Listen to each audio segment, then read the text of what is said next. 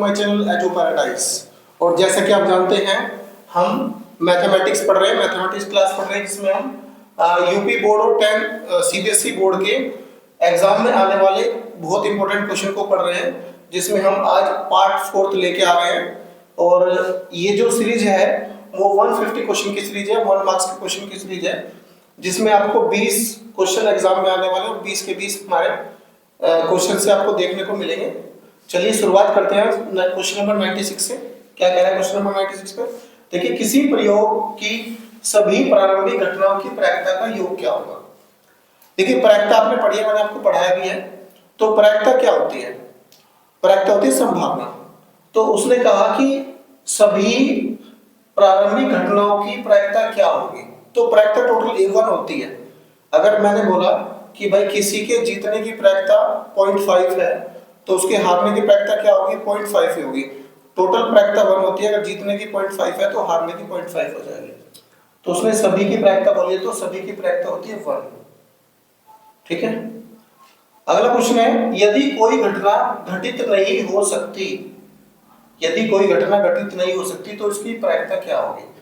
जब कोई घटना घटित ही नहीं हो सकती उसकी प्रायिकता हमेशा 0 होती है, क्योंकि हम संभावना पर बात करते हैं, हो सकती है कि नहीं हो सकती, कितनी हो सकती है और कितनी नहीं हो सकती, तो उस पर बात करते हैं। लेकिन यहाँ तो घटना घटी नहीं तो प्रायिकता उसकी 0 हो जाएगी हमारी, सिंपल सी बात है।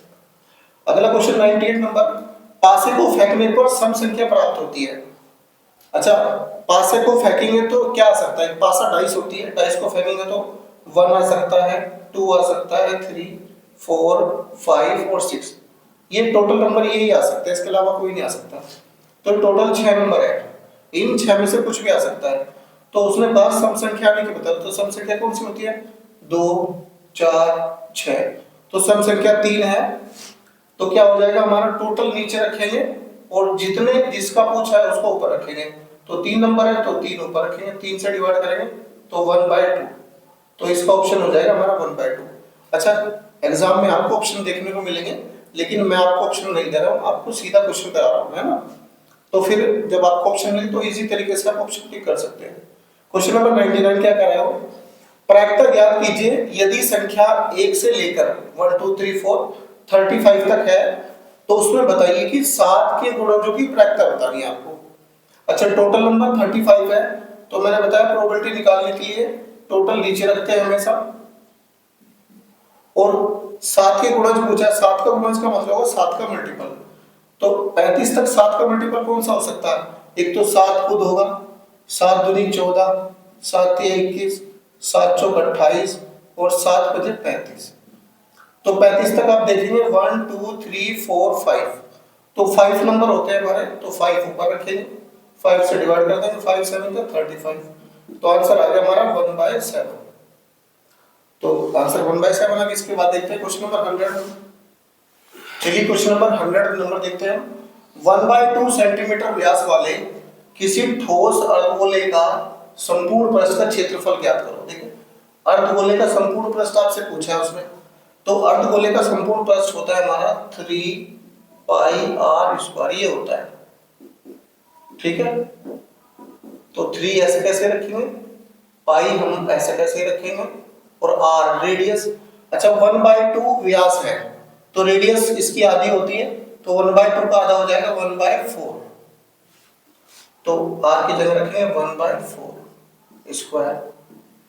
तो 3π इंटू 1 का स्क्वायर 1 होगा ऊपर और 4 का स्क्वायर 16 होगा, तो आंसर आएगा 3π/16 और एरिया है तो सेंटीमीटर स्क्वायर। तो ये एरिया हो जाएगा हमारा। इसके बाद देखिए, एक लंबवर्तीय बेलन के आधार का क्षेत्रफल। बेलन के आधार का क्षेत्रफल, देखिए बेलन हमारा क्या होता है, तो बेलन नीचे से भी सर्कल टाइप में होता है, और सर्कल का एरिया देखेंगे, सर्कल का एरिया होता है πr²। तो उसने आधार का क्षेत्रफल दिया आपको 9π, तो यानी πr² बराबर कर लेंगे 9π पे, पाई से पाई कैंसिल हो जाएगा, तो r² बराबर 9 आ जाएगा और r बराबर आ जाएगा ±3। ठीक है, उसने पूछा उसके व्यास, आधार का व्यास बताओ। तो अगर रेडियस 3 है तो डायमीटर हो जाएगा हमारा 6, व्यास 6 हो जाएगा, डबल होता है। इसके बाद क्वेश्चन नंबर 102 नंबर देखेंगे। चलिए क्वेश्चन नंबर 102 देखते हैं। दो गोलों के आयतन का अनुपात इतना दिया हुआ है, आयतन का अनुपात दिया हुआ है आपको। उसने कहा वक्र पृष्ठ क्षेत्रफल का अनुपात क्या होगा।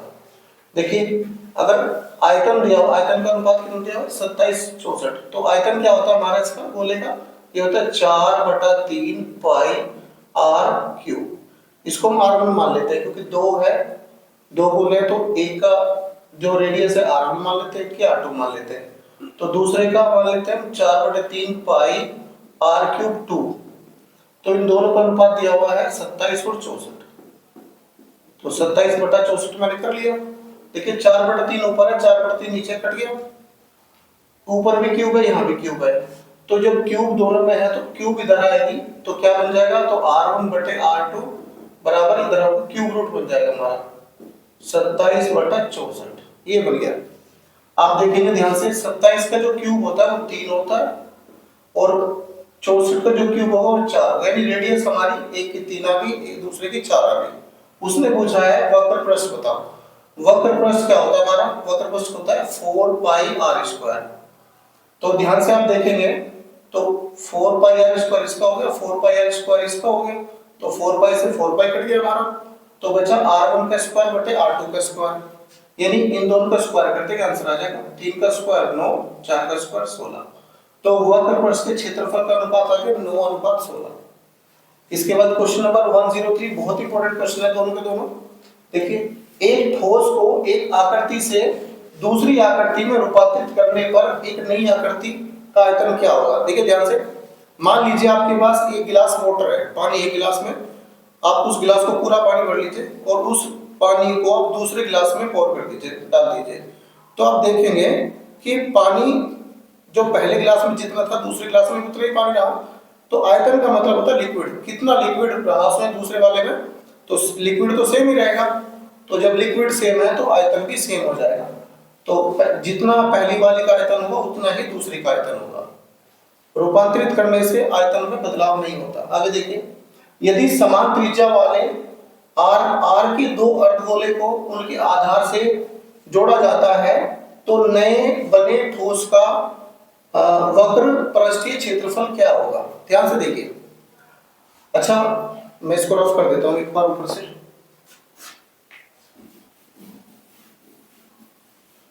देखिए ध्यान से, ये अर्धगोला है हमारा, ये अर्धगोला है जिसकी रेडियस r है, ठीक है। इसी तरह का सेम रेडियस का एक अर्धगोला हमने और बनाया जिसकी रेडियस भी r है। बोला ना उसमें कि r के दो अर्धगोले हैं तो समान रेडियस है, इसको आप इसके ऊपर रख दीजिए तो ये क्या बनेगा हमारा, इस तरह बन जाएगा, इस तरह ये और ये वाला, तो ये पूरा गोला बन गया। और आप जानते हैं पूरे गोले का जो वक्र पृष्ठ होता है वो होता है 4 पाई आर स्क्वायर। और अगर आप अर्धगोले का पूछेंगे तो अर्धगोले का 3 पाई आर स्क्वायर, इसका भी 3 पाई आर स्क्वायर होता है। तो जब इसको ऊपर रखेंगे तो ये 2 पाई 4 पाई स्क्वायर हो जाएगा, क्योंकि जो ऊपर फ्लैट सरफेस होती है ना उसका पाई आर स्क्वायर आता है और जो ये कर्व होता है इसका 2 पाई आर स्क्वायर होता है, तभी तो 3 पाई आर स्क्वायर बनता है। लेकिन पूरे गोले का होता है 4 पाई आर स्क्वायर, क्योंकि बीच वाली सतह होती है वो दिखती नहीं, तो इसलिए इसका 4 पाई आर स्क्वायर हो गया। इसके बाद 105 नंबर देखेंगे। चलिए देखते हैं 105 नंबर देखते हैं। यदि एक गोले की त्रिज्या को दुगना कर दिया जाए तो इसके पृष्ठीय क्षेत्रफल में होने वाली प्रतिशत वृद्धि क्या होगी। देखिए एक नंबर में आपसे क्वेश्चन पूछा जाएगा ये, तो एक नंबर का आंसर मैं आपको देता हूं इसका। देखिए त्रिज्या को दुगना कर रहे हैं, मतलब अगर त्रिज्या पहले 1 है तो दुगना कर दिया जाए, मतलब त्रिज्या बाद में दुगनी कर दी गई, मतलब 2 कर दी गई, ठीक है। तो उसका होने वाली प्रतिशत वृद्धि कितनी हो जाएगी, 1 पहले थी 2 अब हो गई तो ये 3 हो गई, यानी 300% वृद्धि हो गई है। ये तो आसान सा है कि आप इसको प्रैक्टिकली कर सकते हैं, लेकिन अगर ये एक नंबर से ज्यादा में आता है तो कैसे करेंगे। फिर देखिए इसके पृष्ठीय क्षेत्रफल क्या होगा, है ना, ये पूछ रहा है। तो पृष्ठीय क्षेत्रफल क्या होता है, 4 पाई आर स्क्वायर होता है, 4 पाई आर स्क्वायर, ठीक है। हमने मान लिया कि पहले इसकी त्रिज्या r थी, r, और बाद में इसकी त्रिज्या होगी डबल मतलब 2r हो गई। तो यदि पहले तो ये था और बाद में क्या हुई 4 पाई r की जगह आपको रखना 2r, तो 2r रखेंगे तो कितना हो जाएगा हमारा 4 पाई 2 का स्क्वायर 4 और आर स्क्वायर ये हो गया 16 पाई आर स्क्वायर। ठीक है, ध्यान देखिए 4 से 16 हो गई आपका, है ना, 4 पाई आर स्क्वायर से 16 पाई आर स्क्वायर हो गया। तो क्या करेंगे इसको, कितना बड़ा हमारा 4 से 16 हुआ तो 12 बड़ा, तो 12 ऊपर लिखेंगे, 12 पाई आर स्क्वायर ऊपर लिखेंगे, और पहले कितना था 4 pi R square, 4 pi R square, और प्रतिशत निकालने के लिए 100 से गुणा करते हैं। ठीक है, तो आर स्क्वायर से आर स्क्वायर, पाई से पाई, 4 से 3, तो ये आंसर आ गया 300%। तो जैसे कि आपको प्रैक्टिकली बता दिया, मैंने थ्योरेटिकल बता दिया, आप दोनों कर सकते हैं।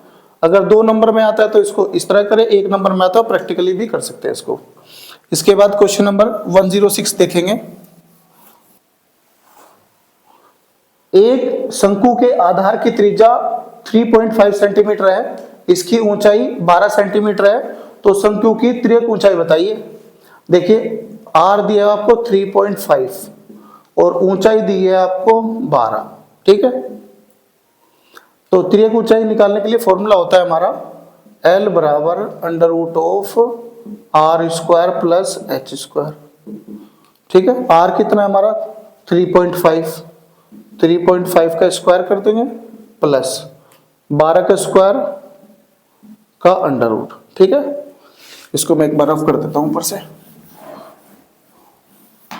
तो देखिए ध्यान से, 3.5 का स्क्वायर करें कितना हो जाएगा हमारा, ये हो जाएगा 12.25, और 12 का स्क्वायर करेंगे होता है 144। जब आप इसको ऐड करेंगे तो कितना हो जाएगा हमारा 156.25।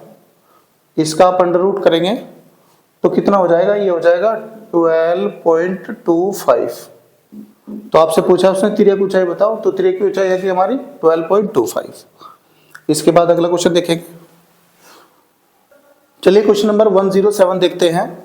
उसने कहा है n स्क्वायर माइनस 1 संख्या 8 से विभाजित है यदि n एक संख्या है, तो n को हमें क्या रखना पड़ेगा। चलिए पहले 1 रख लेते हैं, 1 रखेंगे तो 1 का स्क्वायर 1 में से गया 0, तो नहीं, इसको 1 नहीं ले सकते हम, तो 2 लेंगे यहाँ से, तो 2 का स्क्वायर 4 में से गया 3, तो तब भी 8 से नहीं कटता 3। आगे देखिए 3 रखे इसको, 3 का स्क्वायर 9, तो 3 रखा, 3 का स्क्वायर -1, तो ये हो जाएगा 3 का स्क्वायर 9, 9 माइनस 1 8, और आप 8 देखेंगे, 8 जो है 8 से विभाजित होता है, तो इसका मतलब संख्या क्या होगी हमारी 3 होगी, तो n की वैल्यू हो जाएगी हमारी 3। इसका आंसर 3 हो जाएगा। उसके बाद देखिए question number 108, 1/x square plus 3 बराबर है 1/12, तो x का मान बताना है आपको। इसको मैं एक बार यहां से रफ कर देता हूं। देखिए इसकी मल्टीप्लाई आप 1 में करेंगे और इसकी इधर 1 में करेंगे, तो ये हो जाएगा हमारा x स्क्वायर प्लस 3 बराबर 12। ठीक है, प्लस का 3 इधर जाएगा तो किसका हो जाएगा माइनस का 3, और 12 में से 3 जाएगा तो बचेगा 9, स्क्वायर इधर जाएगा तो क्या बनेगा अंडर रूट बनेगा, तो अंडर रूट से 9 की वैल्यू निकलेगी +-3, तो इसकी वैल्यू +3 भी हो सकती है और -3 भी हो सकती है, तो x आ गया हमारा +3 भी आ सकता है, -3 भी आ सकता है। ऑप्शन चेक करके आप टिक कर सकते हैं। फिर 3 4 6 और x का समांतर माध्य 5 है, तो x का मान बताना है। अच्छा, माध्य मैंने आपको बता रखा है, माध्य क्या होता है, माध्य होता है x बार, और x बार क्या होता है कुल संख्याओं का योग बटे कुल संख्या। तो संख्या कितनी है 1 2 3 4, तो संख्या है 4। ठीक है, और इन सबका जोड़ ऊपर लिखेंगे 3 + 4 + 6 + x। ठीक है, और समांतर माध्य आपको दिया है 5, तो इसकी जगह 5 रखेंगे। 5 बराबर 3 और 4 7, 7 और 6 13, 13 + x बटे 4, 4 की गुणा इधर करेंगे, 4 × 5 20, तो 13 + x बराबर 20, और 13 इधर जाएगा तो माइनस का हो जाएगा, तो x की वैल्यू 7 आ जाएगी यहाँ से हमारी। तो x पूछा उसने, x की वैल्यू बता दो 7 है। ठीक है, अगला क्वेश्चन है 110, संख्या 156 के अभाज्य गुणनखंड हो गए। देखिए अभाज्य गुणनखंड क्या होता है, आप समझेंगे अभाज्य गुणनखंड क्या होता है।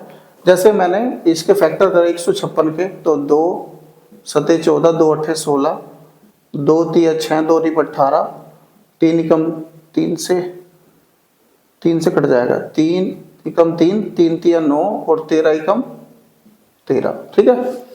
तो क्या हो गए फैक्टर इसके, 2 मल्टीप्लाई 2 मल्टीप्लाई 3 मल्टीप्लाई 13, तो 2 और 2 तो ये हो जाएगा 2 की पावर 2 मल्टीप्लाई 3 मल्टीप्लाई 13। तो इस तरह जब हम गुणनखंड करते हैं तो इसको बोलते हैं अभाज्य गुणनखंड। तो संख्या इतने के अभाज्य गुणनखंड होगा, ये है हमारा, ये अभाज्य गुणनखंड हो जाएगा इसका। अच्छा, इस वीडियो में हम 110 क्वेश्चन नंबर तक रखते हैं, और अगर आपको वीडियो अच्छी लगे तो लाइक करें। और इससे पहले हमने 4 वीडियो डाल चुके हैं, ये 5वीं वीडियो है।